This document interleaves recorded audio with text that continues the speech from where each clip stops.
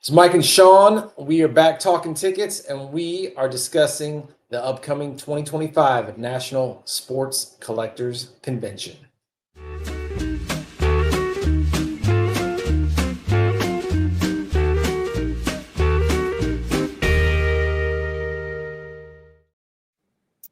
All right, Sean, how are you? Good. It's like what, a week away?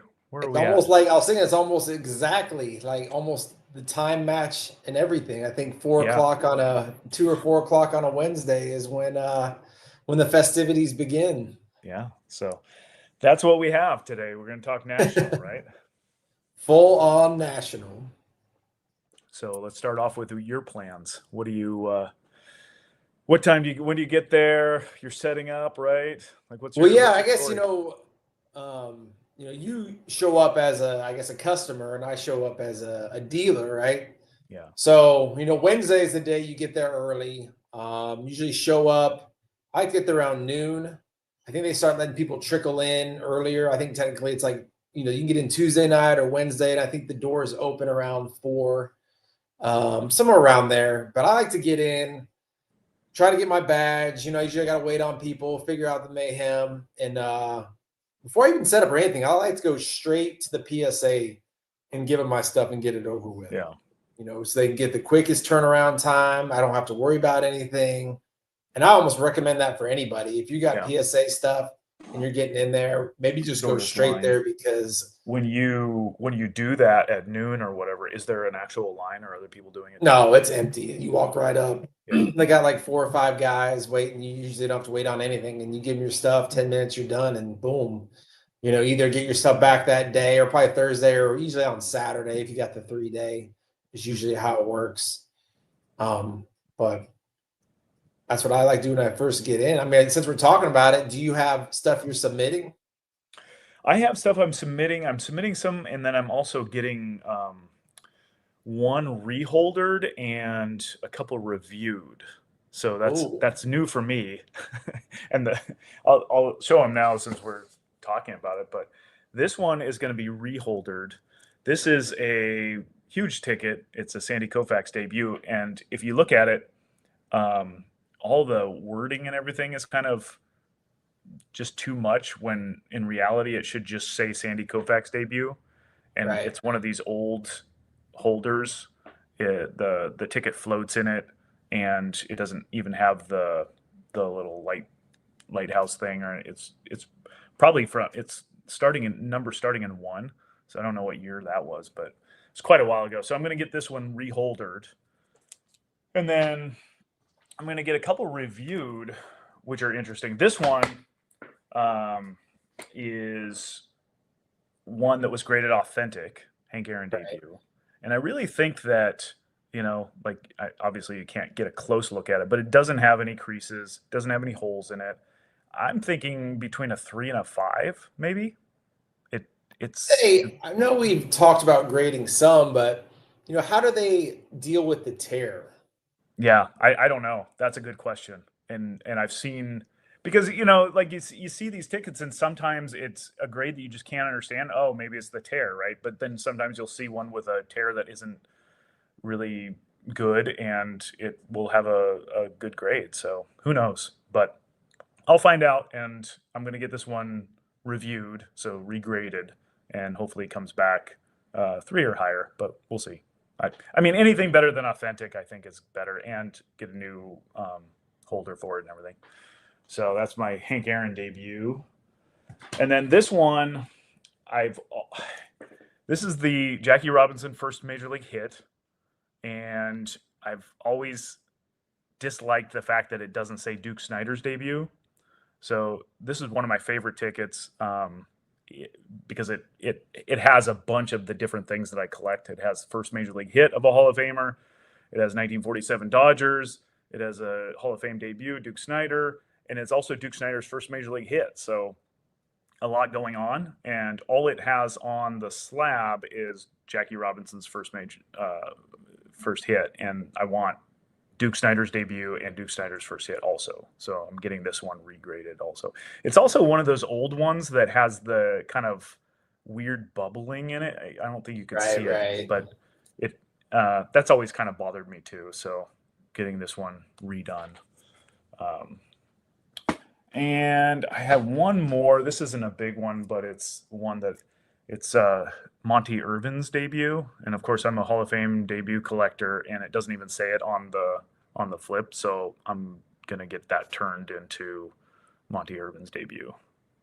He's a now, we talked about the reholder review. Are you worried at all that you could get the whole altered? That not on these, but I do have some that I would be a little bit concerned about, and so I wouldn't reholder them. There was one in particular, and it's a really old holder. It's I didn't bring it to show, but because I'm not bringing it, but it's Eddie Matthews' debut, and it's an old ticket, and it's hard to find ones that are similar. It has rounded corners, almost as if they were cut that way, because they're not evenly rounded. And I don't know if they're all the tickets are like that, or if this just happened to be one that somebody took scissors to at some point in its history, and I don't want it to say authentic altered, so I'm not going to submit it to reholder. But otherwise, I probably would. Understandable. Yeah, I guess I may have looked closer at a few about the reholder getting regraded. I do have a few that are authentic that I may be worth a double look. Be like, you know what? Should I change this from authentic? Because the ones that are graded a long time ago, sometimes people just put authentic, and that was just a kind of a simple thing to do. But now, if you can get, I would think anything 2 or higher, it's almost worth doing the grade. I feel like with the Hank Aaron, as much as these things are going for now, the authentic is whatever grade it would get, would it probably, significantly impact the value of it. So what was the reholder and the other one? How much is that roughly? I think the reholder for the Koufax, because it's high value, is going to be $100. Okay. And for the Hank Aaron, I think I put it in at the 320 level. So there's been a few different sales that are kind of all over the place recently with that ticket. So depending on what grade, maybe they'll try to upcharge me, but whatever. It's still a way better value than what it would be if I would have ever gotten that done anyway. Right. Before I show mine, I'm going to Stub Love Live said he's very excited about the National, and he had to watch it live. I think this is the first time Stub Love Live has ever watched our show live.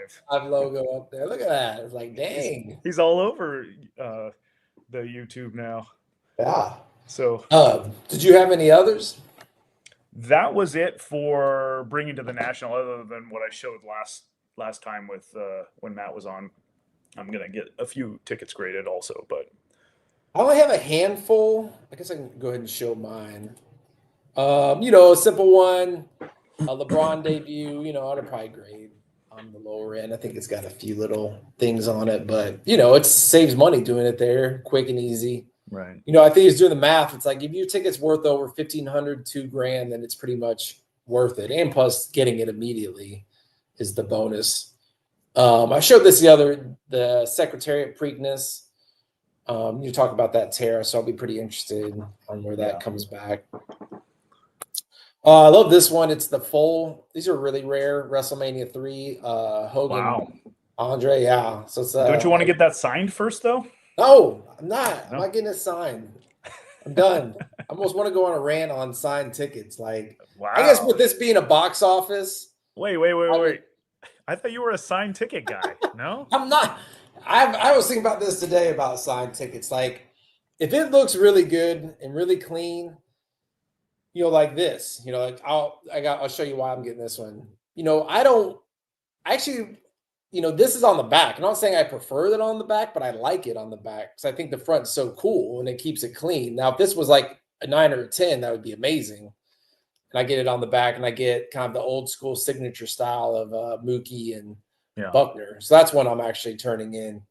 But, if I could get Hogan and Giant, I would do it because that's basically what it is. It's both of them. But this being so rare and kind of there's only like 3 or 4 of them, I think. I don't want to just do Hogan. But see, that's the reason why you get such a premium on signed tickets when they are rare. If you combine the scarcity with the signed, it's big time. I feel like in I'm the long surprised. run, I'm really like, surprised that you're turning your back on that opportunity. yeah, I think it looks. I just like the cleanness of it, and I can't get them both.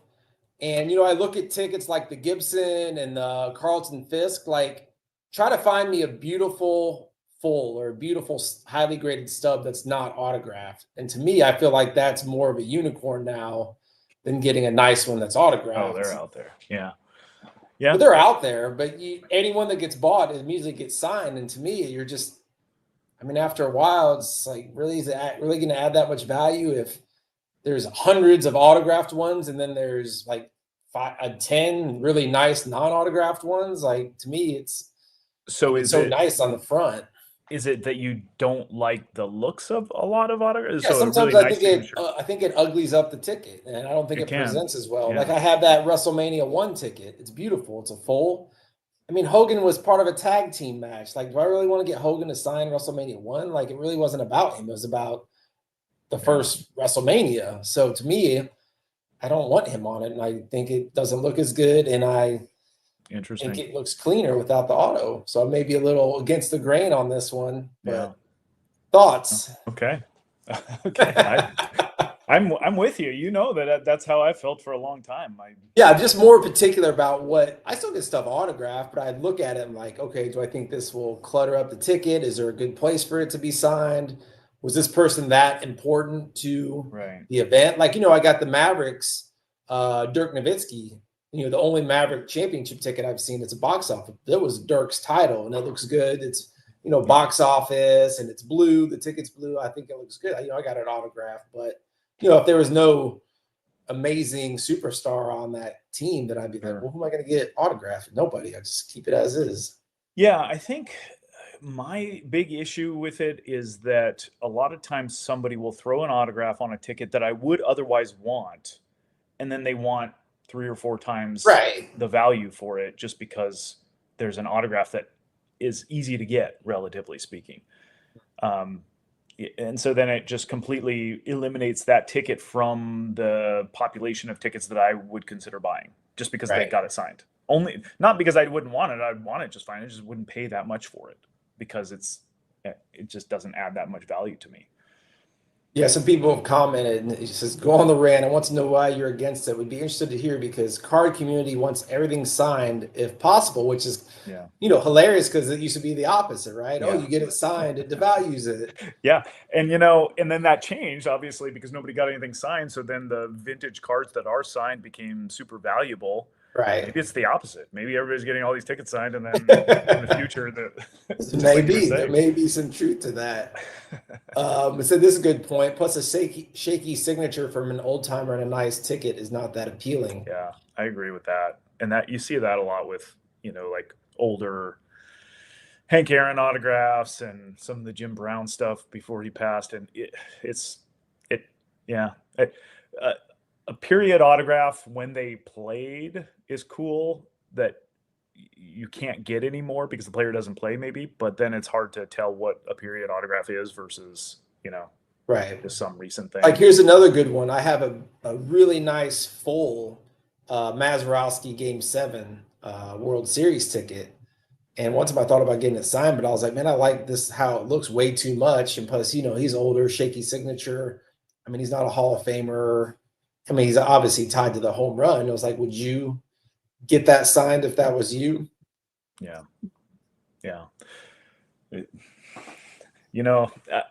I could go on and on and on about this, but and this is something that Howard and I were just talking about yesterday. It's interesting that even the autograph guys tend to have their limits when it comes to getting things signed sometimes. So, but for me, there are some, and here's a good example, and I don't have it with me right now because I didn't bring it here because I didn't think we were going to talk about it. But I bought that Derek Jeter debut on eBay that just recently was on eBay, and I paid a lot for it. And I paid, in order to get a Derek Jeter debut, you have to pay way more than the market would say if he was maybe unavailable to sign, so he passed away or something. And so when you're paying a premium for it, it's built in that it's the signature kind of thing, because people are bidding on it based on the fact that they could go get it signed and resell it, right? And so you're overpaying for it effectively. So I almost have to get it signed in order to achieve the value that I paid for it. And so that's an example of one that I am going to get signed, just because otherwise I'm effectively losing money. And so it kind of sucks that it is that way, but it is, and so I have to play that game. Yeah. And I don't, I've talked about it before. I don't feel less like, this one. I mean, I like it on the back. I mean, I think to me, it's like, man, they had it and this, they touched it, they signed it. Like, this is a good point, but isn't also about the romantic point of knowing he had the ticket in his hand, not only about the aesthetics of that auto. Yeah. For sure. And that, I guess, comes back to me about, well, that's why I don't mind, why I bought this on an auction. Like, just because it's on the back didn't put a lot of devaluing it to me. I thought it was kind of cool. And I thought I got a better value than if it was on the front. Say this was autographed on the front, it would probably have gone 3 or 4 more times than what I paid for it. But since it was on the back, I think I got it for like $2,000 or something like that. Because the market like doesn't 7 or 8 doesn't care for that. Yeah. So I don't know. I've always thought, and it's interesting, this recent huge scandal about all the fake autographs and everything. I'm sure you heard about that. I didn't think we were going to talk about this, but in my view, autographs have always been, and I'm old school this way, they're a memento to show that you had some kind of cool interaction with a famous person or celebrity or athlete or whatever. And it's kind of almost just a personal trophy, if nothing else. It's not to me, it's not necessarily a commodity to be bought and sold. And obviously that has completely changed from the old days, when kids try to get autographs at games, and that was just a cool thing, and it didn't matter who it was, but or what it was on, or how they signed it, or what kind of pen they used, or any of that stuff. But now it's very specific. You have to use a certain kind of pen. It has to be on this part of the ball or whatever, and because otherwise it loses value. And that aspect of autographs has always turned me off also. So yeah, it's become such a cottage industry now. Like, when these autograph signings come up, it's like you can almost name the players that are going to be on there. You're going to see Barry Sanders, you're going to see Bo Jackson, you're going to see, there's like 10 or 15 guys that just sign all the time. They sign everything. And it's just, man, when is it enough where everything is just signed and nothing out there is not? Back in the day, those names were Mickey Mantle and Ted Williams and Joe DiMaggio, and and people would love to have those autographs today. So I think that's what those people who are getting those see. I know that's true. And then as soon as they pass, you're like, oh, why didn't I get that signed? Now I can't never get it signed. You're like a Ricky Henderson or something. Like, I think that's cool. The Ricky Henderson one, I think it looks great on his ticket. His stolen base record tickets. So that's one, like, I'd be, heck yeah, I would like to. I think I bid on some before. I like that autograph. It's not something I would. And the autograph guy would argue, well, you don't want to be that. You don't want to be having to buy it after the fact. You want to get it before the fact. Right. That's why you get it done. Get it and get them to sign it. Yeah. Wow. So that was our auto rant. She had Stub Love Live stuff connected, man. You're talking about Mr. Auto himself. Yeah. Well, all right. Where did we leave off? What we left off things we were submitting. So, first day we get in, you're submitting your tickets, PSA, you got them, good go, knock it out. We'd like to talk about days for the show, because the National is such a big show. Starts on Wednesday, ends on Sunday. When do you get in? What are your thoughts on each day? Kind of what's your itinerary? For me, I'm getting there Wednesday afternoon and in time to assuming my flight is on time, which is kind of an aggressive assumption. But assuming I get there on time, then I can have enough time to go to the hotel, hopefully get checked in, and then head over at 4 when it opens for the normal people. And so I think that Wednesday is probably the best day, believe it or not. It's when everything's fresh, everybody's new, you're meeting people for the first time, you're running into random people that you haven't seen in a year. or maybe haven't ever even met in person, and that's always a lot of fun. And so that happens a lot on Wednesday, and then Thursday also is a full day of that kind of thing. Um, and then for me, by Friday, it's starting to get like, okay, I've seen everything here, I've done everything, I've met everybody who's going to be here, and then Saturday, I'm ready to go home. So I'm leaving Saturday. The only reason why I would stay longer is if there was an autograph that I had to get, or if I needed to stick around to pick up a PSA order or something. But I mean, in my view, by Saturday the thing is slowing down, and it seems kind of counterintuitive because you'd think that on the weekends it would really be more, popping. But I don't know. What do you think? You're there the whole time, right? Yeah. Well, for me, it's Wednesday and Thursday. Thursday's usually, I think, the best day. Maybe Friday. Wednesday, it's kind of people are getting in, kind of getting their bearings. If they're going to buy something quick, they're going to do it on Wednesday because they see something they really like and they don't want it to get away. Wednesday, you get in there, you're excited, you're hyped, you're like, oh, I got my stuff set up. You got your energy going. Thursday is the first full day, so it's another great day. People are usually spending money on Thursday. Same thing, people you haven't seen in a while are coming by your table. Everybody's excited. Friday is usually good too, but it's kind of, okay, I've been here a full day. I got another day ahead of me. Still though, I usually enjoy the Friday. Saturday is the wall day. Saturday around like noon, 1 o'clock is when, personally as a dealer, I hit the wall because Yeah. it's family day. It's people everywhere, just window shopping. You've seen people like 4 or 5 times already. They've come by your booth quite a bit, because they're killing time. You've talked to everybody. You don't really get as many sales on Saturdays you probably did on Friday or Thursday. So you're just thinking, oh my gosh, I still have another day here, which is a Sunday. So it's not like your last day and you're like, okay, I'm out of here. I can Right. power through it. It's like, like when you run a mile back in the day, it's like the third lap. Right. It's like, oh, I got another lap after this. I got another day. I'm exhausted. And then Sunday comes around and usually you're like ready to get home. But yeah, people circling back around to get sales. Like if I had to rank the days as a dealer, it'd probably be Thursday, Friday, Wednesday, Sunday, Saturday, or Saturday, Sunday. Saturday, you get a lot of people coming in Saturday, so you can't really complain about that. So, all in all, from just in-house dealer standpoint, that's kind of the way I see how it unfolds for me. So generally by Thursday, if it's going to be a good national for you sales wise. I think usually by the end of Thursday, you're like, okay, Wednesday and Thursday are signs. Yeah. And then after that, it's like, well, we'll see. We'll see what happens after Thursday. Do you track how you do from year to year? I really don't track. I'm pretty anal about some things. Like, like my online computer folders are ridiculous and I'm really organized with certain things. But when it comes to buying and selling, like I really don't track anything. Just you think I would. Like I don't track what I paid for something. I don't track what I sold for something. So it's kind of always, you're strictly doing it just for fun.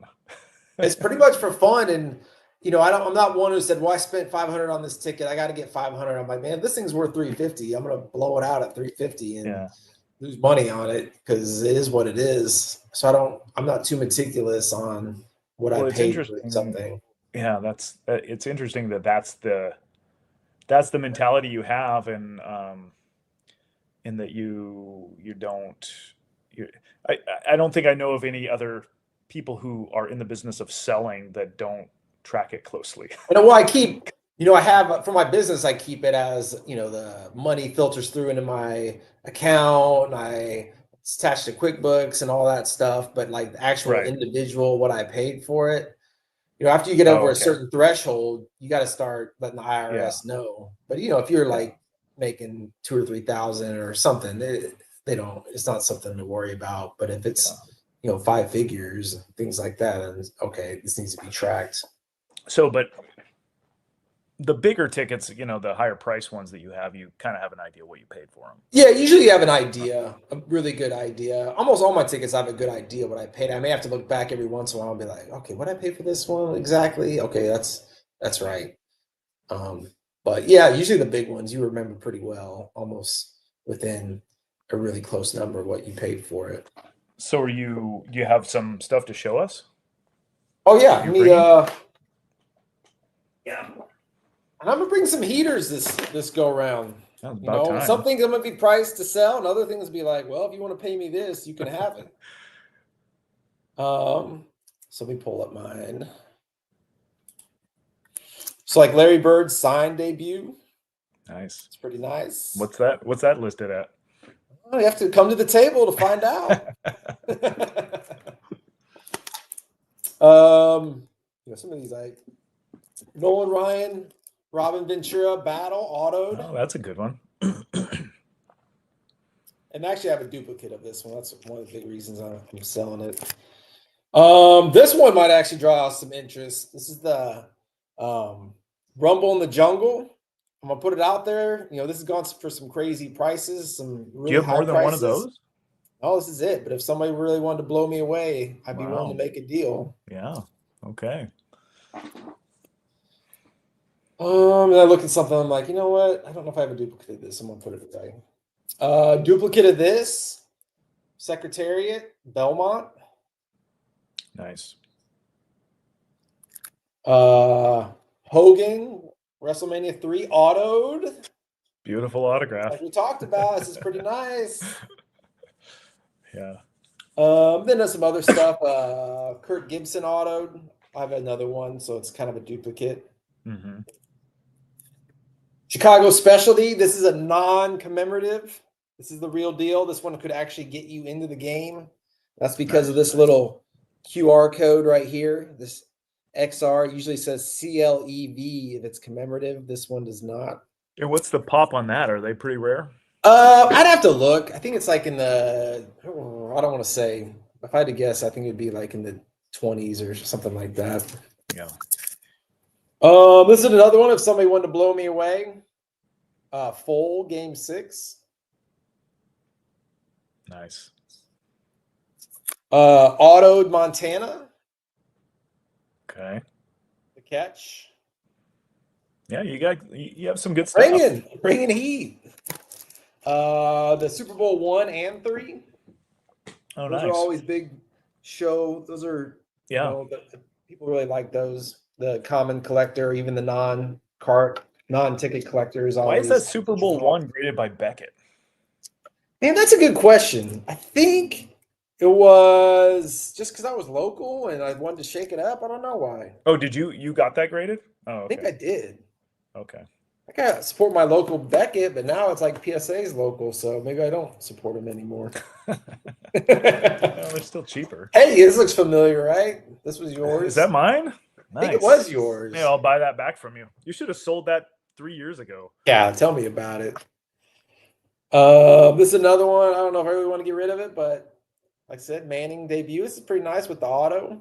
Yeah. You know, this is one that, but you know, I look at it. This is authentic. You know, like you were talking about getting it reviewed. So you know what? I'm gonna have to do a quick take on all my tickets that are authentic and be like, you know, is it worth it? Valvano, NCAA 83, NC State. Nice.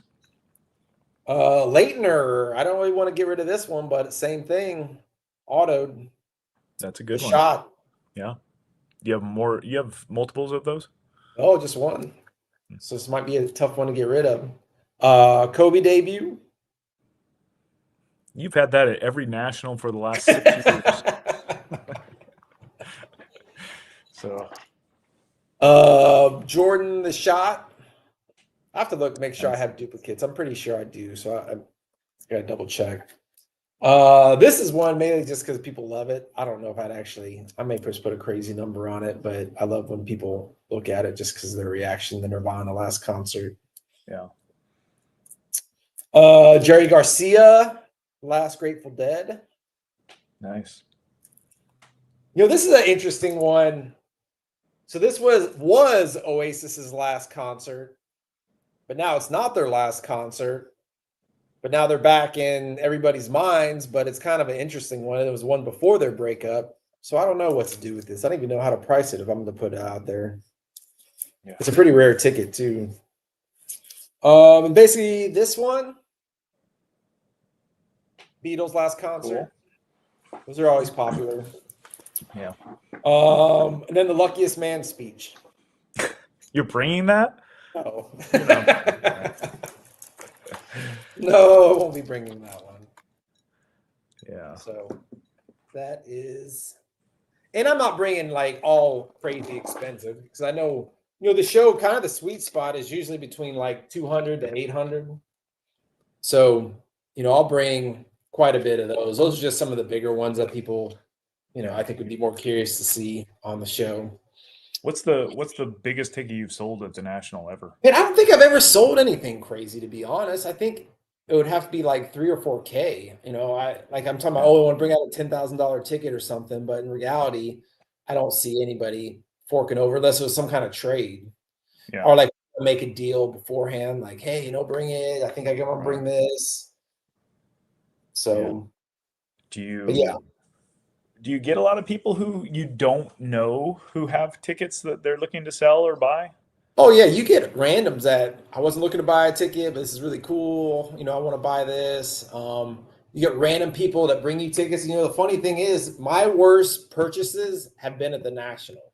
Now, I've made some good purchases, but good. stuff I look at in my office, I'm just like, National 2022. Why did I buy that? Still holding on to it. Yeah. But I think it's because a lot of times the Wi-Fi is not that great. You got a lot of money going back and forth. You're like, you feel like you're on a time limit and you get a little FOMO, like I don't want it to get away. So I don't know really what to pay. So I'm just going to offer this. And then you end up buying it. And then you realize, oh, that probably wasn't worth what I paid for. But I have bought some really awesome stuff too. So it's kind of a give and take. But at the Dallas card show, I feel like I get a lot better buys because the National people, I feel like that come to sell, the majority of them are very knowledgeable. They probably haven't been able to get that price, or if they don't get what they want, they're just going to drop it off to the auction house. So they're a little more knowledgeable, a little more willing to, hard about negotiating. Where at the Dallas card show, it's like, give me money. What do I got here? I always want some money. And then you're like, okay, well, you either just give them an offer and don't even look at it.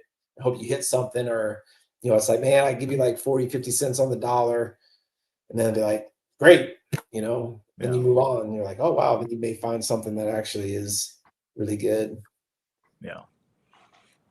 So do you get a chance to go around and look at the other booths and check No, and that's one of the down. I'm thinking maybe in the next 3 years, if I would not want to set up, I can walk around a little bit, but it feels like if I'm gonna buy something, likely somebody's probably already seen it and they would have already bought it. Yeah. And better opportunities are available when people come up to the booth, and I don't want to miss out on that. But I do really like walking around. But you can't, you know how it is. You need like 2 days to walk around, and you can't do it in 2 hours. Yeah. Especially it gets so crowded in certain times that you can't really get in on a booth that looks like something that might have something anyway because people are surrounding it. So then you kind of have to wait around, and it gets to be a lot after a few days. The crowd. I was gonna say, I know you're so particular about what you look to buy. Do you broaden what you're looking to maybe buy, or are you still very tunnel? Not really. There's what I'm interested in is vintage baseball, and that's not playoffs or all-star games.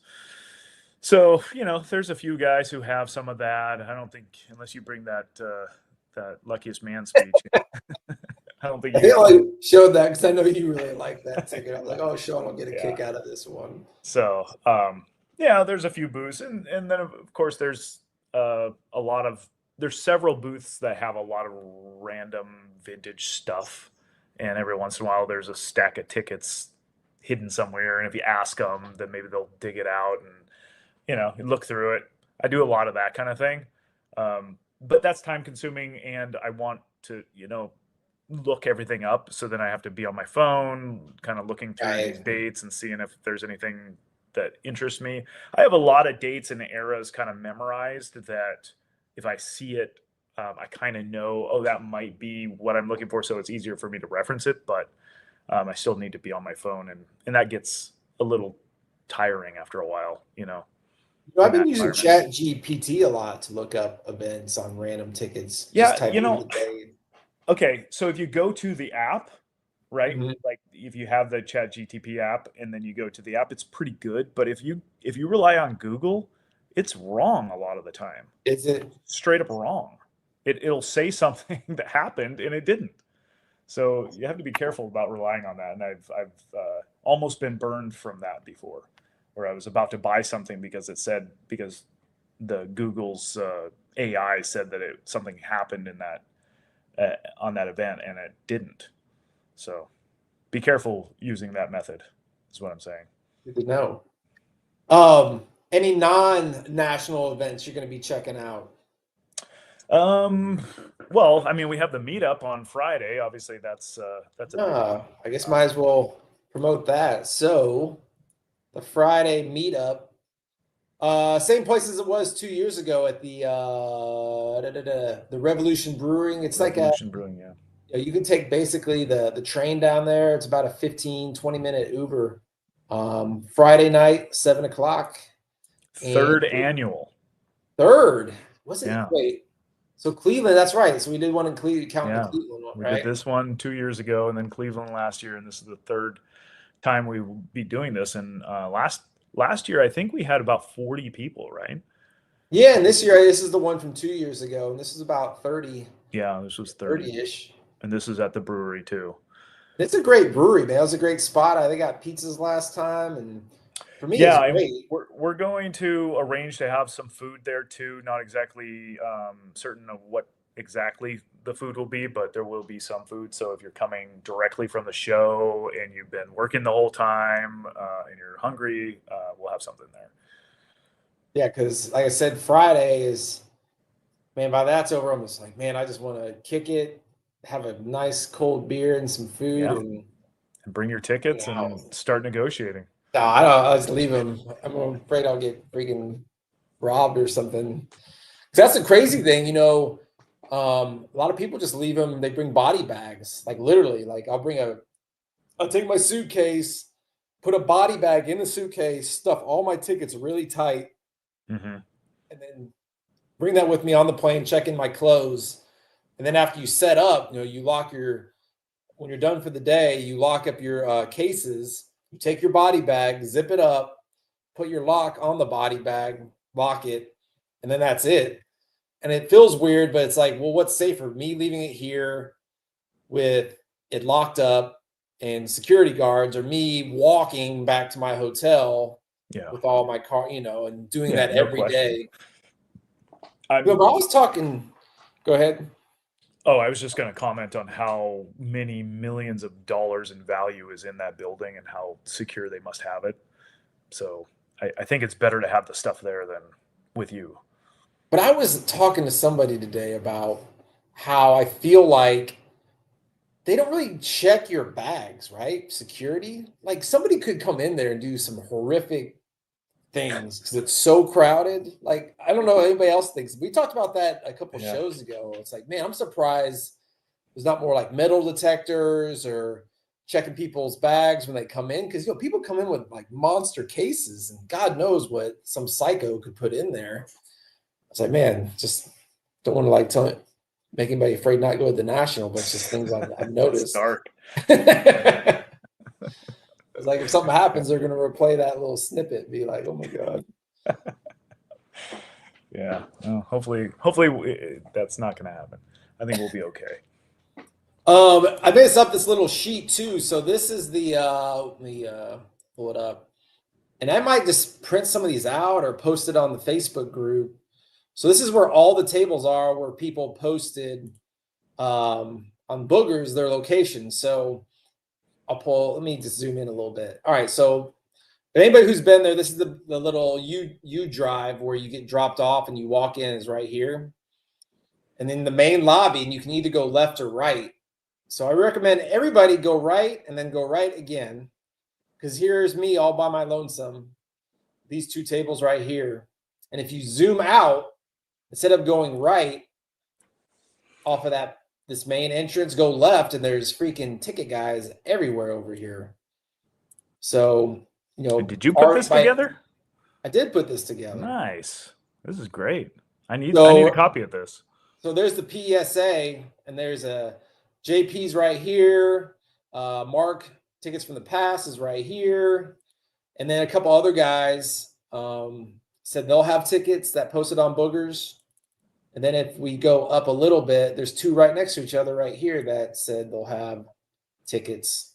Nice. So basically, this whole old school side, I'm sure there'll be tickets over here, but the left side is the old school. Those that don't know, the people who've been there the longest basically get first shot, and this is the old entrance on the left. Everybody used to have to go to the left. When they opened it up, they let another entrance to the right. So a lot of the newer people are on the right side. So there'll be more modern cards, more ticket vendors, and you can see where we're all at, except for a couple guys back here in the corner. I wouldn't say the corner, but by Golden and eBay. But I'll try to maybe post this on Boogers, so it kind of gives you an idea where everybody's at. Yeah. Just follow the red. That's great. I need that. But yeah, so go right, then go right and find me, then go find everybody else. That's what I'd say. Right. I'm gonna go to PSA first, drop some stuff off, and then I'll go to Mark's table. I'll save yours for last. I'll say that's what I'm afraid of. Like, yeah, you can walk in and PSA's boom right here, pretty much right by the main entrance. I mean, they got the biggest setup out of everybody. And then all the guys are just clustered here, and then I'm over here all by myself. Oh shoot, I didn't pull it up, but yeah, sorry. Here's a PSA. They got a monster spot right here and right here, like double spots. But yeah, you can tell the sheer size of it is crazy. And I think they may have added another wing or something. I don't know. I heard they made more tables, but you can just see how freaking 1,000, like 3,000 tables, something like that. 3,500, 4,000 tables. Huge. Freaking huge. So. Yeah. Cool. Are you going to a Cubs game? Yeah, we're talking about, Howard and I were talking about Friday, but it's a day game. So, right. Because I think that's the only day or the first day that they're in at home, and I'm leaving Saturday. So that would be the only day I could go, Friday daytime, before the meetup. So I basically skip the national, go to the game, then go to the meetup after that. Yeah, I think that if I was a spectator, that's what I would ideally do. Take one day to hit the town or go to a game, and then 2 days for the national. And I mean, you're good to go. It's plenty. Yeah, that's how I feel. So, but yeah, are you able to do anything else other than the meetup? I don't think so. It's always that dilemma, like, oh, man, should I take a day off and go hit the town, which would be cool. I almost feel like it'd be good for the soul to do that, especially by like Saturday. But then you're like, man, I'm here for the national and I'm set up. So I probably more than likely won't be. And I've been to Chicago, I think 3 or 4 times and done a lot of things. But it's just nice to get out and about. I mean, by the time you're in that freaking convention center by the 5th day, I mean, you might as well go home. You can be pretty much have a cold or something by the time Tuesday or Wednesday rolls around the following week. I mean, you're not getting much airflow in there or sunlight, that's for sure. Yeah. Yeah, I know the air quality in there is sometimes, especially when you first walk in, everybody's smoking in the lobby there. Ugh. Are they? Or just outside in the outside, area. Yeah. It's rough. I think that's kind of covered it all. Any other tidbits, tips, card show? I think we covered it. Wow. That's like, I know you got big plans for the Mariners minor league tonight, right? I'm going to the Rainiers game. Tacoma Rainiers minor league team. Triple. I was gonna ask you, man, are the Mariners fans going wild for the big dumper? It's a lot of fun. It feels like first time since like Ken Griffey Jr. or maybe Ichiro played that there's national attention on one of the players, and Yeah, it's cool. I think that he's going to slow down, and I'd be happy to see him hit 50 home runs, which is an incredible season. You know, like best season ever for a catcher, home runs, and but you know, catcher keeping a 60 home run pace, that's not real likely. Right. But it's fun to watch, definitely. I mean, if for the first time in years, I tune into games even if they're losing by a lot just to see him bad. You know, and I haven't done that since Ken Griffey Jr. played for the Mariners. Yeah, it's been every time I see him hit a home run, I'm like, man, I wonder if Sean must be like, oh my gosh, this is almost like the Griffey Jr. days, or just hitting homers like crazy. It is. I mean, if he hits 50 home runs, he'd be the first player in Mariners history not named Griffey to hit 50 home runs. So it'd be a pretty big event. Oh, everybody thought that was going to be Julio, but it's the big dumper. The big dumper. Yeah, it's great, and he seems like a really nice guy. You know, yeah, he embraces the nickname. He's really laid back, tough player. He's a very popular type of player for Seattle fans. Yeah, I bet. Well, all right. Well, watch out for those Rangers. They're heating up. Just gonna warn you. Yeah, I've noticed that. Their pitching is looking pretty good. It's been good all season. Now they're just starting to hit, getting some guys healthy. Yeah. So just as long as it's not the Astros, I'd rather Mariners than the Astros. That's for damn sure. Yeah. Yeah. Well, it'll be an interesting stretch run, I think, between those three teams. Yeah, for sure. Well, all right. You enjoy the game tonight, and everybody who's watching, it's gonna be the National. Come visit me. We'll have fun. Go to the brewery Friday night. Yeah. If you're tired from the day, just go. It'll be worth it. Don't be like, oh, it's not in Rosemont. It's not in the city. Just take an Uber, jump on the train. You'll be there for a couple hours. You'll be glad you did. Yep. Well worth it. It's a lot of fun. Well, all right. I'm sure the next show will be after the National. Hopefully we'll be talking about the amazing things we bought or the amazing sales, and hopefully I don't have any purchase regrets, but I make no promises.